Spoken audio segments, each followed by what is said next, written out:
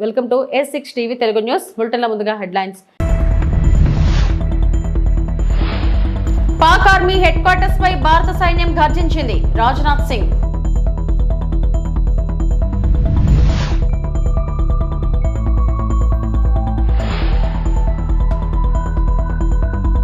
నర్సులు అందిస్తున్న సేవలు అనన్య సామాన్యం. Deputy CM Pawan Kalyan.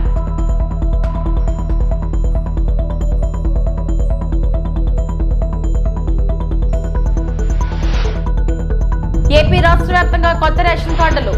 మంత్రి నాదెండ్ల మనోహర్.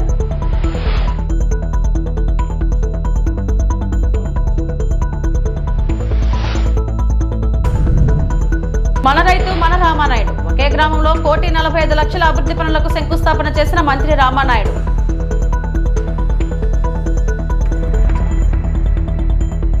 దేశ భద్రతా పరిస్థితిని సమీక్షించడానికి ప్రధాని మోడీ అధ్యక్షత వహించిన కీలక సమావేశంలో రక్షణ మంత్రి Rajnath Singh, NSA Ajit Doval, CDS general Anil Chauhan, సాయుధ దళాల అధిపతులు, సీనియర్ అధికారులు పాల్గొన్నారు.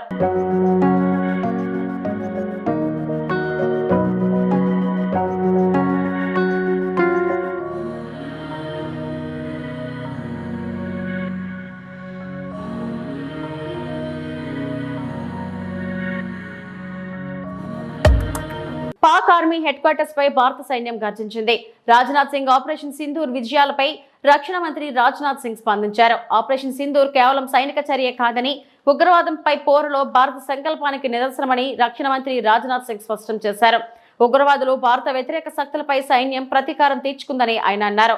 భారత సైన్యం పాక్ ఆర్మీ ప్రధాన కేంద్రం రావల్పిండిపై దాడి చేసి పరాక్రమాన్ని ప్రదర్శించిందని కొనియాడారు. ఉత్తరప్రదేశ్ లో బ్రహ్మోస్ క్షిపణులు ఉత్పత్తి కేంద్రాన్ని రక్షణ మంత్రి వర్చువల్ గా ప్రారంభించారు. और इसके लिए आज सारा देश भारतीय सेनाओं का अभिनंदन कर रहा है. ऑपरेशन सिंदूर सिर्फ एक सैन्य कार्रवाई भर नहीं है, बल्कि भारत की राजनैतिक, सामाजिक और सामरिक इच्छा शक्ति का प्रतीक है. यह ऑपरेशन आतंकवाद के खिलाफ भारत की दृढ़ इच्छा शक्ति का और सैन्य शक्ति की क्षमता और संकल्प शक्ति का भी प्रदर्शन है. हमने दिखाया है भारत आतंकवाद के खिलाफ जब भी कोई कार्रवाई करेगा तो आतंकवादियों और उनके आकाओं के लिए सरहद पार की जमीन भी सुरक्षित नहीं रहेगी. भारतीय सेनाओं ने ऑपरेशन सिंदूर को पाकिस्तान में मौजूद आतंकी ढांचा ढहाने के उद्देश्य से लॉन्च किया था. हमने उनके आम नागरिकों को कभी निशाना नहीं बनाया था, मगर पाकिस्तान ने न केवल भारत के नागरिक इलाकों को निशाना बनाया, बल्कि मंदिर, गुरुद्वारा, गिरजाघर पर भी हमले करने का प्रयास किया. भारतीय सेना ने शौर्य और पराक्रम के साथ साथ संयम का भी परिचय देते हुए पाकिस्तान के अन्य ठिकानों पर भी प्रहार करके करारा जवाब दिया है. हमने केवल सीमा से सटे सैन्य ठिकानों पर ही नहीं कार्रवाई की, बल्कि भारत की सेनाओं की धमक उस रावलपिंडी तक सुनी गई, जहां पाकिस्तानी फौज का हेडक्वार्टर मौजूद. వైద్య రంగంలో నర్సులు అందిస్తున్న సేవలు అనన్య సామాన్యమని పవన్ కళ్యాణ్ కొనియాడారు. ఫోరెన్సిక్ నైటింగేల్ స్ఫూర్తితో రోగులకు స్వస్థత కలిగేలా వృత్తికి గౌరవాన్ని తీసుకొస్తున్నారని పేర్కొన్నారు. నిస్వార్థంగా వారు అందించే సేవలు వెలకట్టలేనివన్నారు. నర్సుల చేతి స్పర్శ కూడా రోగిలో మానసిక స్థైర్యంతో పాటు స్వాంతన కలిగిస్తుందని తెలిపారు. అంతర్జాతీయ నర్సుల దినోత్సవాన్ని పురస్కరించుకుని మంగళగిరిలోని క్యాంప్ కార్యాలయంలో పిఠాపురం నియోజకవర్గం పరిధిలోని ప్రభుత్వ ఆసుపత్రుల్లో పనిచేస్తున్న స్టాఫ్ నర్సులతో ఆయన సమావేశమయ్యారు. ఉత్తమ సేవలు అందించిన 8 మందిని సత్కరించారు. వారి సమస్యలు అడిగి తెలుసుకున్నారు.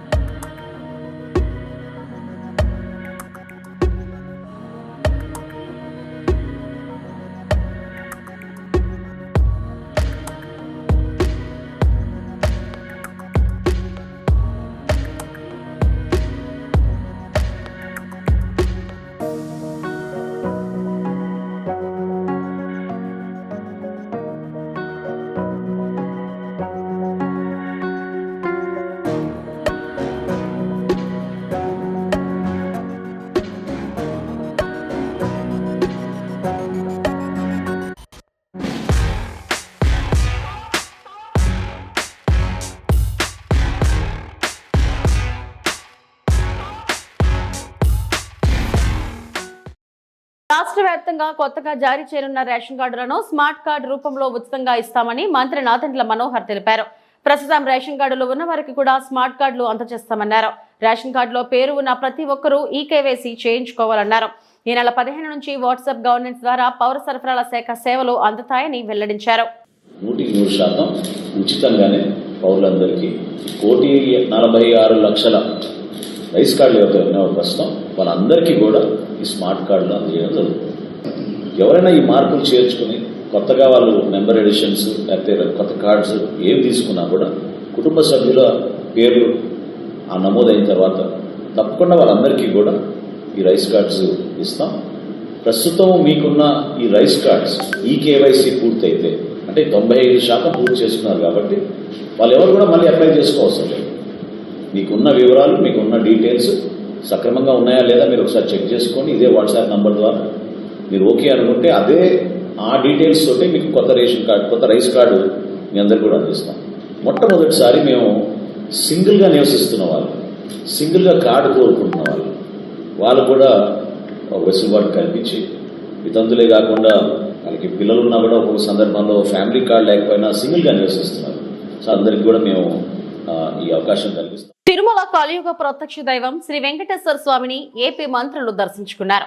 సోమవారం ఉదయం స్వామివారి విఐపి విరామ సమయంలో ఏపీ వ్యవసాయ మంత్రి అచ్చెన్నాయుడు అలాగే ఎక్సైజ్ మంత్రి కొల్లు రవీంద్ర వేరువేరుగా కుటుంబ సభ్యులతో కలిసి శ్రీవారిని దర్శించుకుని మొక్కులు చెల్లించుకున్నారు. దర్శనం అనంతరం ఆలయ రంగనాయకుల మండపంలో వేద పండితులు వేదాశీర్వచనం అందించగా ఆలయ అధికారులు స్వామివారి శేషవస్త్రంతో సత్కరించి తీర్థ ప్రసాదాలు అందజేశారు. ఆలయం వెలుపల మంత్రి కొల్లు రవీంద్ర మీడియాతో మాట్లాడుతూ ఏపీ రాజధాని అమరావతి నిర్మాణ పనుల పునఃప్రారంభించడం చాలా ఆనందంగా ఉందన్నారు. నిర్మాణానికి కావలసిన 60,000 కోట్ల రూపాయల నిధులు తెచ్చుకునే దిశగా ప్రభుత్వం పనిచేస్తుందని తెలిపారు. ఇలా ఏపీని సస్యశ్యామలంగా నిలిపేందుకు కృషి చేస్తున్న సీఎం చంద్రబాబుకు ప్రతి ఒక్కరూ తమ సహకారాన్ని అందించాలని అందుకు స్వామి ఆశీస్సులు కూడా నిండుగా ఉండాలని కోరుకున్నట్లు తెలిపారు.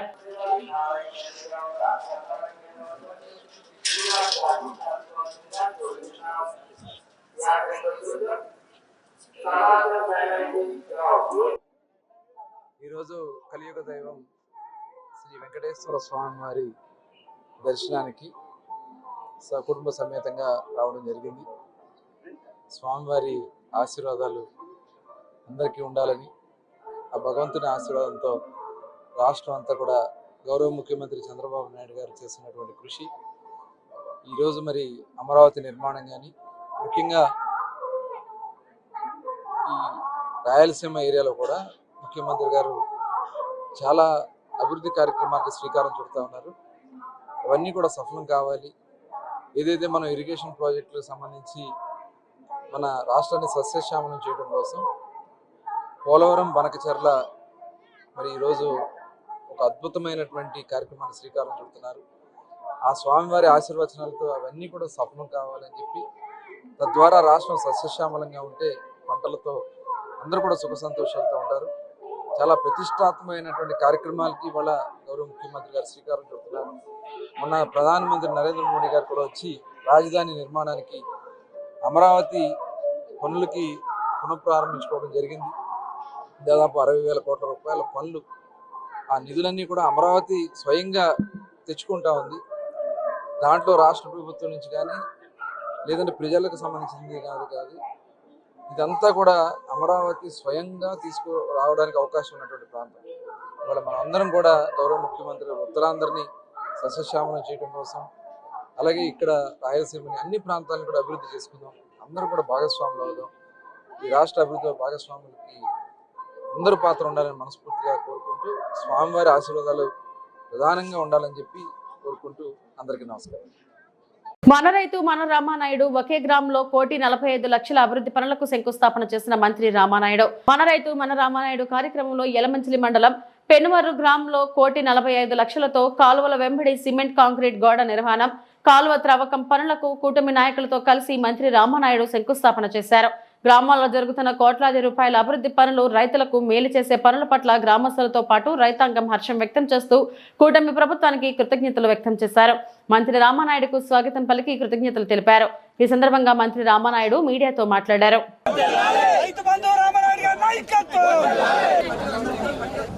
ఆయకట్టుది చివరి భాగాన్ని ఉండడం వల్ల ప్రతి కాలువ పంటకు కూడా నీటి ఎద్దడి ఉన్నటువంటి పరిస్థితి. గతంలో మేము కూడా ఇదే ఛానల్లో మరి దాయిలు అంటే పంట మీద ఉండగానే దాయిలు తీసి ఇదే మేడపాడు రోడ్డు మీద ధర్నా చేసినటువంటి పరిస్థితి కూడా ఆ రోజు ఉంది నీటి ఎద్దడితో.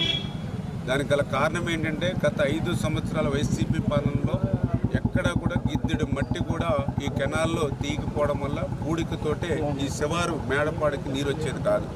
అందుకే ఈరోజు మన ప్రభుత్వం వచ్చాక అక్షరాల 18 లక్షల రూపాయలు పెట్టి ఈవేళ డీసిల్టింగ్ ఈ మేడపాడు బ్రాంచ్ ఛానల్ తీస్తూ ఆఖరి ఎకరం వరకు కూడా ఆఖరి రైతుకు నీరు అందేటువంటి విధంగా ఈ డీసిల్టింగ్ పనులు చేస్తున్నామని చెప్పి ప్రజలు కూడా గుర్తుపెట్టుకోవాలి. గత 5 సంవత్సరాల్లో చేరేటువంటి పనులు ఈ యొక్క 10 నెలల కాలంలోనే పనులను శాంక్షన్ చేయడమే కాకుండా టెండర్లు కూడా పిలిచి ఈవేళ పనులు పూర్తి చేస్తున్నామనంటే ఈ ప్రభుత్వం ఎంత పరిగెడుతూ పనిచేస్తుందో ఇదే ఒక ఉదాహరణ అని చెప్పి తెలియజేసుకుంటూ ఉన్నా. మరి అదేవిధంగా ఏదైతే ఇదే బ్రాంచ్ కెనాల్కి సంబంధించి ఆ పెనుమర్రు వెళ్ళాలని అంటే ఇప్పుడే చూశారు, రోడ్డు అంతా కూడా అస్తవ్యస్తంగా ఉన్నటువంటి పరిస్థితి. ఇప్పుడే పాప మహిళలు, ఉపాధి హామీ కూలీలు మహిళలు కూడా చెప్పారు, గర్భిణీ స్త్రీలు ఈ రోడ్డంతా హాస్పిటల్కి వెళ్ళాలని అంటే నెలలు నిండకుండానే డెలివరీ అయిపోతుందేమని భయంతో ఉంటున్నామని చెప్తున్నటువంటి పరిస్థితి. అంటే ఎంత దారుణంగా రోడ్డు ఉందో మీరే చూసినటువంటి పరిస్థితి. అటువంటి రోడ్డు కోసం ఆ రోజు 2014, 2019లో ఆ రోజు మేము వేసాం ఈ పెనుమరికి రోడ్డు. మళ్ళీ ఈరోజు ఇప్పుడు శాంక్షన్ చేసాం, తొందరలోనే అవి కూడా టెండర్లు పిలిచి ఆ పెనుమరు రోడ్డును కూడా మళ్ళీ భవిష్యత్తులో ఇమ్మీడియట్లీ 2-3 నెలల్లోనే ఆ రోడ్డు కూడా టెండర్లు పిలిచి పనులు చేస్తాం. వేసినటువంటి రోడ్డు కూడా పటిష్టంగా 10 కాలాల పాటు ఉండాలనేటువంటి ఉద్దేశంతో అక్షరాల 1,27,00,000 రూపాయలు సీసీ వాల్ నిర్మాణం చేస్తున్నాం. అంటే మనం వేసినటువంటి రోడ్డు చెక్కు చెదరకుండా కాలంలోకి దిగిపోకుండా ఉన్నాం. అంటే రోడ్డు వేయాలనేటువంటి సంకల్పమే కాకుండా ఆ రోడ్డు కూడా పటిష్టపరిచేటువంటి విధంగా కూడా ప్రయత్నాలు చేస్తూ ఉన్నాం. అందుచేత ఎంత సూక్ష్మ స్థాయిలో అంటే ఎంత గ్రౌండ్ లెవెల్లోకి వెళ్ళి మేము పనిచేస్తున్నామో ఇదే ఒక పెద్ద ఉదాహరణ అని చెప్పి తెలియజేసుకుంటూ ఈ రకంగా ప్రజల కోసం పనిచేసేటువంటి ప్రభుత్వం, ప్రజల కోసం పనిచేసేటువంటి నాయకత్వం ఈరోజు తెలుగుదేశం, జనసేన, బీజేపీ. పశ్చిమ గోదావరి జిల్లా నర్సాపురంలో ప్రోటోకాల్ పై జనసేన పట్టణ అధ్యక్షులు ఫైర్. కూటమి ప్రభుత్వంలో రాష్ట్రంలో 164 స్థానాలు గెలవడానికి ముఖ్య కారకుడైన డిప్యూటీ సీఎం పవన్ కళ్యాణ్ కు సరైన గౌరవం దక్కడం లేదంటూ జన సైనికులు ఆవేదన. నర్సాపురం మండలం లిఖితపూడి గ్రామంలో ఇండస్ట్రియల్ పార్క్ శంకుస్థాపన కార్యక్రమంలో ఏర్పాటు చేసిన ఫ్లెక్సీలో పవన్ కళ్యాణ్ ఫోటో మంత్రుల ఫోటోలతో సమానంగా వేయడంతో అధికారులను నిలదీసిన జనసేన టౌన్ అధ్యక్షుడు కోటపల్లి వెంకటేశ్వరరావు. నర్సాపురం నియోజకవర్గంలో ఎటువంటి అభివృద్ధి కార్యక్రమాలు జరిగినా సీఎం చంద్రబాబు ఫోటోతో సమానంగా పవన్ కళ్యాణ్ ఫోటో వేయాలంటూ సూచన. సరి చేసుకోమని మీ అందరికీ కోరి ప్రార్థిస్తున్నాం. ఎందుకంటే ఆ ప్లేస్లో పెట్టడం మేమందరం కూడా మాకు చాలా బాధ అనిపించింది. ఆయన ఒక పెద్ద నాయకుడు, ఈవేళ రాష్ట్రానికి 174 సీట్లు రావడం కారకుడైన పవన్ కళ్యాణ్ గారిని ఆ స్టేజ్లో పెట్టడం కరెక్ట్ కాదు. ఇక్కడ ఆఫీసర్స్ అందరూ కూడా ఇక ఏ కార్యక్రమం జరిగినా ఆయనకి ఒక స్థానం కల్పించి పెట్టాలని కోరి ప్రార్థిస్తున్నాం. చిత్తూరు జిల్లా రామసముద్రం మండలం చింతలపల్లికి చెందిన శ్రీకాంత్ తనను మోసం చేశాడని పొంగునూరుకు చెందిన యువతి ఆరోపణలు చేసింది. పొంగులూరులోని శాంతినగర్ కు చెందిన యువతి తండ్రితో శ్రీకాంత్ ఆర్థిక లావాదేవీలు నడుపుతున్నాడని పేర్కొంది. ఈ తరుణంలోనే తరచూ పొంగునూరుకు వస్తున్న యువకుడు యువతిని ప్రేమించాడు. పెళ్లి చేసుకుంటానని చెప్పి తనను గర్భిణిని చేశాడని ఆమె వాపోయింది. తనకు న్యాయం చేయాలంటూ యువతి ఆదివారం పోలీసులను ఆశ్రయించింది. మా ఊరు శాంతినగర్. అతను మా ఇంటికి పోతా మా డాడీతో లావాదేవీలు పెట్టుకుంటా 4 years నుంచి పరిచయము, నన్ను లవ్ చేస్తానని పెళ్లి చేసుకుంటానని మోసం చేసినాడు. ఇప్పుడు ప్రస్తుతానికి నేను ప్రెగ్నెన్సీ చేసి ఇప్పుడు సంబంధమే లేదు నీకు నాకు అని చెప్పి మోసం చేసినాడు. మేము వచ్చి కంప్లీట్ ఇచ్చినాం. మీరే ఏదో ఒకటి న్యాయం చేయాలని కోరుతున్నాను. మా ఇంటికి వస్తూ పోతూ లావాదేవీలు చేస్తున్నాడు సార్ మా డాడీతో. అట్లా పరిచయం అయినాడు 4 సంవత్సరాల నుంచి.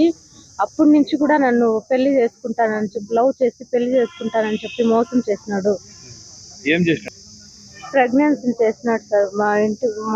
మా తల్లిదండ్రులు లేని సమయంలో మా ఇంటికి వస్తూ పోతూ నన్ను శారీరకంగా లొంగి తీసుకున్నాడు సార్. కాదు దానికి దీనికి ఏం సంబంధం లేదని చెప్పి నన్ను మోసం చేసినాడు సార్. దీనిలో పరిష్కారం చూపించాను సార్. అవును సార్, మా పేరెంట్స్తో నేను చెప్పినాను, పిలిపించి కూడా వాళ్ళు చెప్పినారు సార్. అయినా కూడా తను ఒప్పుకోలేదు సార్. నేను కాదు అనే చెప్తాను. దీనికి నాకు కారణం నేను కాదు అని చెప్పి ఇప్పుడు ఇద్దరు కూడా దీనికి దానికి ఏం సంబంధం లేదు, నేను చేసుకోను అని ఎంతమందిలో అయినా చెప్తాను సార్. పోలీస్ స్టేషన్లో కంప్లైంట్ ఇచ్చినారమ్మా? అవును సార్, ఇచ్చినాం సార్. పోలీస్ స్టేషన్లో మేము కంప్లీట్ ఇచ్చినాం సార్. పోలీసులు ఏం చెప్తారు? ఈరోజు ఎఫ్ఐఆర్ ఫైల్ చేసినారు సార్, కంప్లీట్ ఇస్తున్నాం సార్. న్యాయం చేయాలని నేను కోరుకుంటాను. నా పేరు శాంతినగర్లో ఉన్నాము. శ్రీకాంత్ అనే అబ్బాయి చింపరపల్లి నుంచి వచ్చి ఇంటంతో కలిపి వ్యాపారం చేసేవాళ్ళు. వడ్డీకి డబ్బులు మేము తీసుకున్నాము. అంగడికి వెళ్ళని 50,000 ఇచ్చినాడు, 40,000 దాకా వడ్డీలు తిన్నాడు. అట్లా నా బిడ్డని చీటింగ్ చేసినాడు, నమ్మించి మోసం చేసి ఇప్పుడు ప్రెగ్నెన్సీ చేసి మాకు తెలీదు అనేసి చెప్తా ఉన్నాడు. మేము లేనప్పుడు వచ్చి మా ఇంటికి వచ్చి మా పాపని చనువుగా ఉండి ఏమేమో మాట్లాడి లొంగు తీసుకున్నాడు. మేము అడిగితే లేదని చెప్పినాడు. మా ఇంటికి శారీరకంగా వస్తా పోతా అట్లా చేసినాడు సార్. పెద్ద మనుషులకి పిలిచి ఇట్లా మా 3వ నెల మా బిడ్డకి ఇట్లా మోసం చేసినావే అంటే నేను కారణం కాదు అని చెప్పినాడు. అందుకు న్యాయం చేసి ఇప్పుడు పోలీసుల దాకా వచ్చినాము, కేసు పెట్టినాము. ప్రజలకు అందుబాటులో ఉంటాం. తహసీల్దార్ వివేక్. బూర్గంపాడు మండల ప్రజలకు సకాలంలో సేవలు అందిస్తామని బూర్గంపాడు తహసీల్దార్ నూతనంగా బాధ్యతలు తీసుకున్న వివేక్ అన్నారు. తన సిబ్బంది తాను ప్రజలకు సర్టిఫికెట్లు గాని భూభారతికి సంబంధించిన సమస్యలు సత్వరమే పరిష్కరించేందుకు కృషి చేస్తామని పేర్కొన్నారు. అక్రమంగా అనుమతి లేనటువంటి మట్టి, ఇసుక రవాణా జరిగితే తగిన చర్యలు తీసుకుంటామని హెచ్చరించారు. భూభారతికి సంబంధించి ప్రభుత్వ విధి విధానాల ప్రకారం భూ సమస్యలు కూడా పరిష్కరిస్తామని పేర్కొన్నారు. బూర్గంపాడు ప్రజలందరికీ కూడా, ప్రజాప్రతినిధులకి, ప్రజలందరికీ, ప్రెస్ మీడియా మిత్రులకి నా యొక్క నమస్కారం. నేను ఈరోజు మన బూర్గంపాడులో జాయిన్ అయిన. నా పేరు వివేక్. తహసీల్దార్ గతంలో పాల్వంచలో చేసి ఇంతవరకు పాల్వంచలో చేసి ఇక్కడ ఈరోజు జాయిన్ కావడం జరిగింది. బూర్గంపాడులో మొదటి ప్రాధాన్యతగా ముందు సర్టిఫికేట్లు ఏమున్నట్టు కూడా మీ సేవ ఎటువంటి సర్టిఫికేట్ ఉన్నా కానీ క్యాస్ట్, రెసిడెన్స్, ఇన్కమ్ రకరకాల సర్టిఫికేట్లు, మీ సేవ సర్టిఫికేట్లు అన్నీ కూడా సకాలంలో పూర్తయ్యేటట్టు ఈరోజు మీటింగ్ పెట్టడం జరిగింది. మా స్టాఫ్ అందరూ కూడా వితిన్ 2 డేస్లో కూడా క్లియర్ చెప్పడం జరిగింది. అలాగే భూ సమస్యలు కూడా నా దృష్టికి వచ్చినాయి. ఈ భూ సమస్యలన్నీ కూడా శాశ్వత పరిష్కారం అనేది ఈ జూన్ మొదటి వారంలో, అంటే డేట్ ఇంకా ఫిక్సప్ కాలేదు, ఆ ప్రభుత్వం ఇచ్చిన డేట్ షెడ్యూల్ ప్రకారంగా భూభారతిలో అన్నీ కూడా సమస్యలు పరిష్కారం అయ్యేట్లా మా స్టాఫ్ మేము అందరం కూడా కృషి చేస్తామని తెలియజేస్తున్నాం. ఎటువంటి అంటే శాండ్ కానీ ఎటువంటి అక్రమ రవాణా కానీ అరికట్టడంలో మా స్టాఫ్ అందరూ కూడా నాతో పాటు సిద్ధంగా ఉంటారని తెలియజేస్తున్నాం. అంబేద్కర్ కోనసీమ జిల్లా రాజోలు నేడు అంతర్వేది శ్రీ లక్ష్మీ నరసింహస్వామి వారి జయంతి సందర్భంగా నిజ రూపంలో భక్తులకు దర్శనమిచ్చిన స్వామివారి జయంతి సందర్భంగా ఆలయంలో స్వామివారికి విశేష అభిషేకాలు, విశ్వక్సేన పూజ, పుణ్యాహవచనం, అగ్నిమంథనం, అగ్ని ప్రతిష్టాపన, శాంతి హోమం, పూర్ణాహుతి ఆశీర్వచనం మొదలగు కార్యక్రమాలు నిర్వహించారు. అలాగే శ్రీ లక్ష్మీ నరసింహస్వామి వారి మాల స్వీకరించిన భక్తులు మాల విరమణ చేసి ప్రత్యేక పూజలు నిర్వహించారు. స్వామివారి జయంతి సందర్భంగా స్వామివారి దర్శనానికి భారీగా భక్తులు తరలివచ్చారు.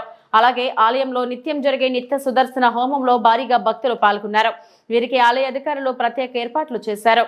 ఈ సందర్భంగా ఆలయ అసిస్టెంట్ కమిషనర్ వి సత్యనారాయణ మాట్లాడుతూ స్వామివారి జయంతి సందర్భంగా స్వామివారికి ఈ రోజు 3 సార్లు అభిషేక కార్యక్రమాలు నిర్వహిస్తున్నట్టు ఆయన తెలియజేశారు.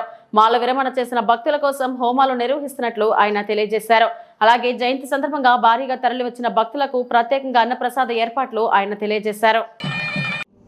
ఈ రోజున శ్రీ లక్ష్మీనరసింహస్వామి వారి ఉద్భవించిన రోజు కాబట్టి నృసింహ జయంతి కార్యక్రమాలు మన అంతర్వేది గ్రామంలో వేయించేసిన శ్రీ లక్ష్మీనరసింహస్వామి వారి దేవస్థానంలో అంగరంగ వైభవంగా కార్యక్రమాలన్నీ నిర్వహిస్తున్నాము. అదేవిధంగా ఈరోజు స్వాతి నక్షత్రం, ఇది స్వామివారి జన్మ నక్షత్రం.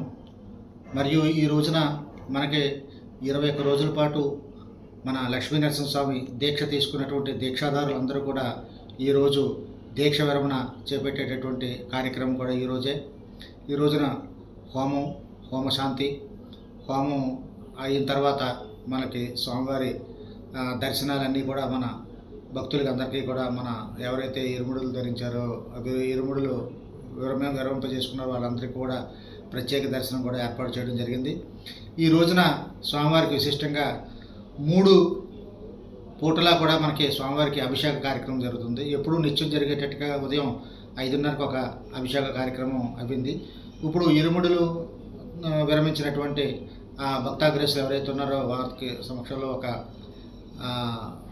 మనకి అభిషేక కార్యక్రమం, అదేవిధంగా స్వాతి నక్షత్ర సందర్భంగా కలశ పూజలతో ఈవినింగ్ ఒక అభిషేకం, ఇలాగా ఇత్యాది కార్యక్రమాలన్నీ కూడా ఈ రోజున పెద్ద ఎత్తున నిర్వహిస్తున్నాం. అదేవిధంగా భక్తులు కూడా మీరు చూస్తున్నారు, చాలా పెద్ద ఎత్తున భక్తులు అందరూ కూడా వచ్చారు.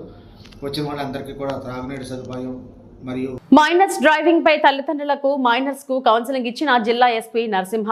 సూర్యాపేట పట్టణంలో వారం రోజులుగా మైనర్స్ డ్రైవింగ్ పై పోలీసుల తనిఖీలు. 72 2-వీలర్ బైక్స్ పట్టివేత, పెనాల్టీలో 18 సంవత్సరాల లోపు పిల్లల వాహనాలు నడిపితే చట్ట ప్రకారం పిల్లలతో పాటు తల్లిదండ్రులు కూడా శిక్షార్హులన్న ఎస్పీ. గౌరవ సూర్యాపేట డిఎస్పీ గారిని మాట్లాడాల్సిందిగా కోరుతున్నాం.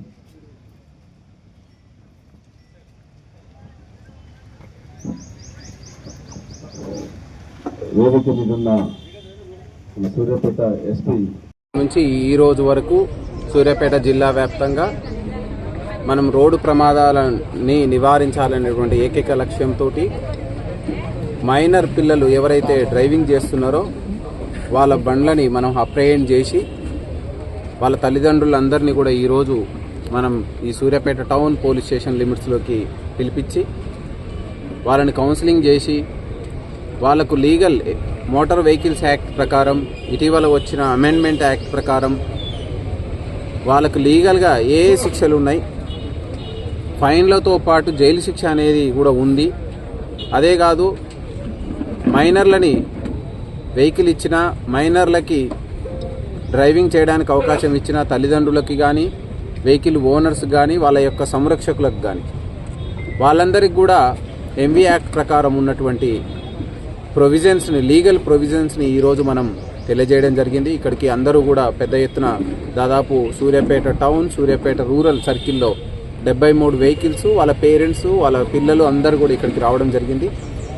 వాళ్ళందరికీ కూడా మంచి సత్ప్రవర్తనతో జీవితంలో ఉన్నత లక్ష్యాలను సాధించే వారిగా తీర్చిదిద్దాలనేటువంటి అంశాన్ని తల్లిదండ్రుల దృష్టికి తీసుకుపోవడం జరిగింది. వాళ్ళలో ఏమైనా విపరీతమైనటువంటి పరిణామాలు ఉంటే, విపరీతమైనటువంటి అలవాట్లు ఉంటే పోలీస్ డిపార్ట్మెంట్ దృష్టికి తీసుకొచ్చి కాన్ఫిడెన్షియల్గా వాళ్ళని సంస్కరించి మళ్ళీ సమాజంలో మంచి బాటలో పయనించే వ్యక్తులుగా తీర్చిదిద్దాలనేటువంటిది కోరడం జరిగింది. అదేవిధంగా ఈరోజు ఈ 73 వెహికల్స్కి సంబంధించి లీగల్గా ఉన్నటువంటి ప్రొవిజన్స్ ప్రకారం పిల్లలకు మరియు పిల్లల తల్లిదండ్రులకి అందరికీ కూడా దాని ప్రకారం మనం ఫైన్స్ ఇంపోజ్ చేసి నెక్స్ట్ సబ్సీక్వెంట్ మళ్ళీ ఇదే పిల్లలు మళ్ళీ ఇదే విధంగా మోటార్ వెహికల్స్ యాక్ట్ నిబంధనలు ఉల్లంఘించి మైనర్ డ్రైవింగ్ కావచ్చు, ర్యాష్ డ్రైవింగ్ కావచ్చు, ఓవర్లోడింగ్ కావచ్చు, వితౌట్ హెల్మెట్ కావచ్చు, డ్రంక్ అండ్ డ్రైవింగ్ కావచ్చు, ఏ సెక్షన్లను ఉల్లంఘించినా వాళ్ళకు నెక్స్ట్ కంపల్సరీ మేము న్యాయస్థానాల దృష్టికి తీసుకుపోయి వాళ్ళకు జైలు శిక్ష వచ్చే విధంగా మనం చేయడం జరుగుతుంది. మీరందరూ చూస్తూ ఉంటారు, గత 2 నెలల్లో సూర్యాపేట జిల్లాలో డ్రంక్ అండ్ డ్రైవింగ్లో పట్టుబడ్డటువంటి వేరియస్ పర్సన్స్కి, అందులో వాళ్ళు మోతాదుకు మించి తాగినటువంటి వ్యక్తులకి జైలు శిక్ష వేయించడం జరుగుతుంది. మన ట్రాఫిక్ పోలీసులు దాన్ని ఇనిషియేటివ్గా తీసుకున్నారు. అదేవిధంగా ఇది కంటిన్యూస్గా మనకు కొనసాగే ప్రక్రియగా ఉంటుంది. వారానికి ఒక టాస్క్ ఇచ్చి మా పోలీసులని విజిబుల్ పోలీసింగ్లో కావచ్చు, వెహికల్ చెకింగ్లో కావచ్చు, వేరియస్ టైంలో మనం మోటార్ వెహికల్స్ యాక్ట్ని